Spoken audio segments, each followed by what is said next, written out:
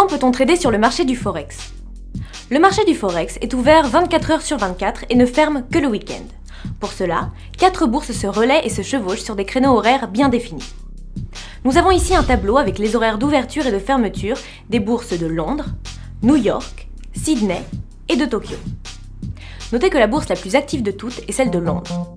On peut remarquer qu'à certains horaires, 2 bourses sont simultanément ouvertes.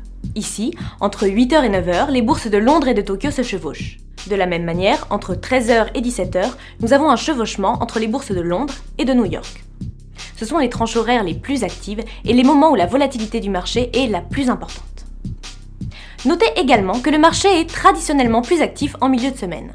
Concernant l'ouverture et la fermeture, le Forex ouvre toutes les semaines les dimanches soirs à 23h avec l'ouverture de la bourse de Sydney et ferme tous les vendredis soirs à 22h lors de la fermeture de la bourse de New York. Alors, qu'est-ce qui est échangé sur ce marché ? Comme nous l'avons expliqué auparavant, on y échange de l'argent sous différentes devises. On trade toujours ce que l'on appelle des paires de devises, par exemple l'euro contre le dollar, ce qui signifie que le cours de l'euro USD est la division de la valeur de l'euro par le dollar. Tous les cours des paires de devises sont donc soumis aux aléas des deux devises constituant la paire. La devise de gauche est appelée la devise de base, celle de droite est appelée la devise de contrepartie. Donc, concrètement, que se passe-t-il si la devise de base se renforce ?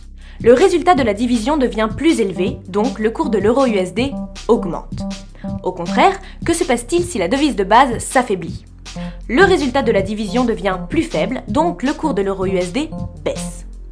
En revanche, si c'est la devise de contrepartie qui faiblit, alors il se produit l'inverse. Le résultat devient plus élevé, donc le cours augmente, et si au lieu de faiblir elle augmente, alors le cours baisse par conséquent. Il existe des dizaines et même des centaines de paires de devises différentes. Pourtant, la majorité des traders n'en jouent qu'une dizaine au maximum.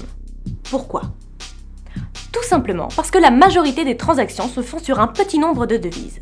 Dans l'ordre décroissant, la devise la plus tradée est le dollar, suivi de l'euro, de la livre sterling, puis enfin du yen.